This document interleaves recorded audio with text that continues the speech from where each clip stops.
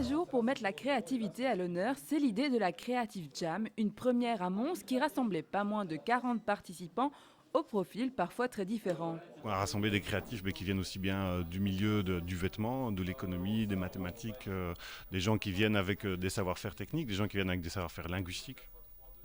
Et l'idée, c'est de rassembler ça, de les faire parler. Alors, c'est très intéressant parce que ça crée des conflits, mais ça crée des conflits qui amènent des nouvelles idées. Et de montrer qu'en mélangeant les choses, en cassant les cloisons, on amène au projet. Dès le premier jour, formation des groupes de manière assez aléatoire. Résultat, 10 projets ayant chacun leur personnalité. Dans notre cas, ce sera un livre-objet parce qu'on a décidé de faire ensemble une BD, donc plusieurs BD, 4 BD différentes mais sur un même thème et avec des contraintes communes. Mais par rapport aux autres équipes, c'est pas forcément un objet, dans le sens où ça peut également être une performance. Une performance pour allier mode et vidéo, comme c'est le cas par exemple dans ce second groupe. Donc là, c'est une robe blanche qui ressemble un peu à une camisole, parce qu'on a aussi un sujet qui est la folie.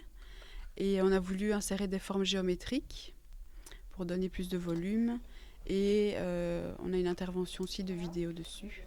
Et le résultat est plutôt bluffant puisque seulement en un week-end, la créativité de chacun est poussée à son comble. On se rassemble pendant 48 heures, on balance les idées et on dit mais qu'est-ce qu'on va créer comme objet, comme jeu, comme produit, comme résultat, que ce soit artistique ou autre. Et à la fin donc, des 48 heures, on montre, on présente et puis on réfléchit après à ce qu'on peut en faire concrètement.